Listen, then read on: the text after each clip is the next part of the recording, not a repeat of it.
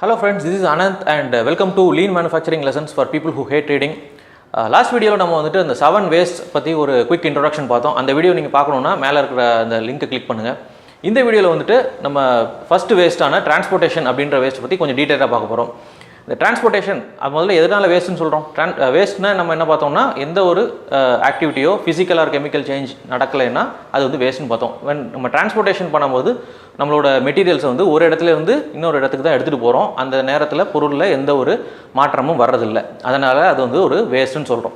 இந்த டிரான்ஸ்போர்ட்டேஷன் வேஸ்ட்டை நம்மளால் கம்ப்ளீட்டாக எலிமினேட் பண்ண முடியாது எந்த ஒரு கம்பெனிலுமே. பிகாஸ் எப்படினாலும் ஸ்டோர்லேருந்து மெட்டீரியல் வந்துட்டு நம்மளோட ஷாப் ஃப்ளோர் கொடுத்தாகணும்.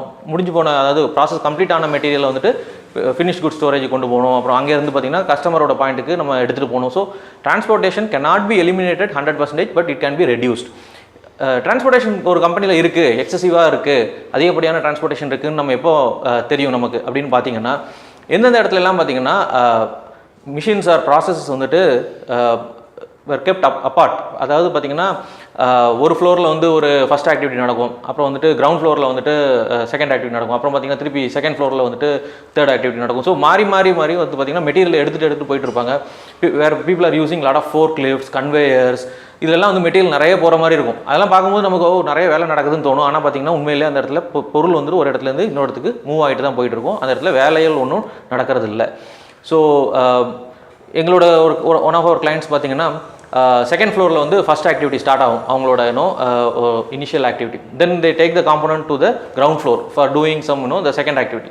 ஆஃப்டர் பார்த்திங்கன்னா அதுக்கு அடுத்தது வந்து பார்த்திங்கன்னா ஃபஸ்ட் ஃப்ளோரில் தேர்ட் ஆக்டிவிட்டி நடக்கும். ஸோ இது என்ன ஆகுதுன்னா there is a lot of transportation. அது கூட பார்த்திங்கன்னா கம்யூனிகேஷன் இம்ப்ராப்பராக இருக்கும். இதனால் என்ன ஆகும், ப்ராசஸ்லாம் தள்ளி இருக்கிறதுனால ஒன்று ஒன்றா நம்மளால் பண்ண முடியாது. ஆட்டோமேட்டிக்கலாக நமக்கு வந்து ஒரு WIP, அதாவது ஒர்க் இன் ப்ராக்ரஸ்ங்கிறது சேர்ந்துகிட்டே போகும். அது அதிகமாக சேரும்போது நமக்கு குவாலிட்டி ப்ராப்ளமும் வர ஆரம்பிக்கும். ப்ராசஸ் லேஅவுட்னு சொல்லுவாங்க. முன்னாடிலாம் பார்த்திங்கன்னா கம்பெனியில் வந்துட்டு ட்ரில்லிங் மிஷின்ஸ் எல்லாம் ஒரு சைடில் இருக்கும், கிரைண்டிங் மிஷின்ஸ் அப்படின்னா ஒரு சைடில் இருக்கும், வெல்டிங் மிஷின்ஸ்லாம் ஒரு சைடில் வச்சுருப்பாங்க. So earlier people used to have a process based layout where machines are எல்லாம் same type of machines are kept in one location. அந்த மாதிரி இருக்கும்போது ஆட்டோமேட்டிக்காக உங்களுக்கு WIP சேரும், ஃபோர்க் லிஃப்ட் வேணும் மெட்டீரியல் மூவ் பண்ணுறதுக்கு, இல்லைனா வந்துட்டு பார்த்திங்கன்னா பேட்ச் ப்ரொடக்ஷன் மாதிரி ஒரு மல்டிபிள் பின்ஸ் வேண்டியிருக்கும். இது எல்லாமே வந்து பார்த்திங்கன்னா டிரான்ஸ்போர்ட்டேஷனை அதிகப்படுத்தும். தேவையில்லாத ஒரு வேஸ்ட் தான் இது. இது எப்படி குறைக்கலாம் அப்படின்னு பார்த்திங்கன்னா one of the best solution is converting process based layout into a product based லேஅவுட்னு சொல்லுவாங்க. அதாவது பொருளின் ப்ரொடக்ஷன் அதாவது ப்ராசஸுக்கு ஏற்ற மாதிரி நம்மளோட லேஅவுட்டை செட் பண்ணுறது. ஃபார் எக்ஸாம்பிள் இந்த இடத்துல பார்த்திங்கன்னா ஃபஸ்ட் ஆக்டிவிட்டி எந்த மிஷினோ அது பக்கத்தில் இருக்கும், அதுக்கு அடுத்தது செகண்ட் ப்ராசஸ், அதுக்கு அடுத்தது தேர்ட் ப்ராசஸ், இப்படி வரிசையாக இருக்கும். ஸோ தட் என்ன ஆகும், நம்மளால் பேட்ச் சைஸும் குறைக்க முடியும், டிரான்ஸ்போர்ட்டேஷன் குறையும், அதனால் குவாலிட்டி இம்ப்ரூவ் ஆகும், WIP குறையும். இந்த மாதிரி நிறைய பெனிஃபிட்ஸ் இருக்குது. ஸோ இதுதான் வந்துட்டு டிரான்ஸ்போர்ட்டேஷன் வேஸ்ட்.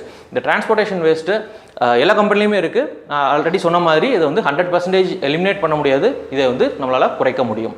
நம்மளோட அடுத்த வீடியோவில் நம்ம இதுக்கு அடுத்த வேஸ்ட்டான இன்வென்ட்ரி அப்படின்றத பற்றி டீட்டெயிலாக பார்க்கலாம். போன வாட்டி நம்ம கேட்ட கேள்வி வந்து பார்த்திங்கன்னா வாட் இஸ் ஹெய்ஜுங்கா அப்படின்னு கேட்டோம்.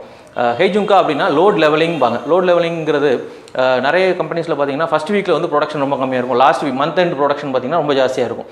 அந்த மாதிரி இல்லாமல் ஒரு ஆவரேஜாக ஒரு தொடர்ந்து ஒரே மாதிரியான சீரான ப்ரொடக்ஷனாக கொண்டு வரது தான் லோட் லெவலிங் அப்படின்னு சொல்லுவாங்க.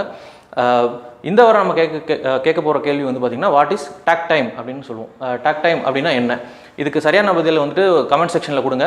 One lucky winner will get a gift from hash management services. எங்களோட இந்த வீடியோஸ் பிடிச்சிருந்துச்சுன்னா நீங்கள் சப்ஸ்கிரைப் பண்ணலாம் and also click the bell icon so that உங்களுக்கு நாங்கள் எப்போ புது வீடியோஸ் போட்டாலும் உங்களுக்கு நோட்டிஃபிகேஷன் வரும். See you in the next video. Thank you. Bye.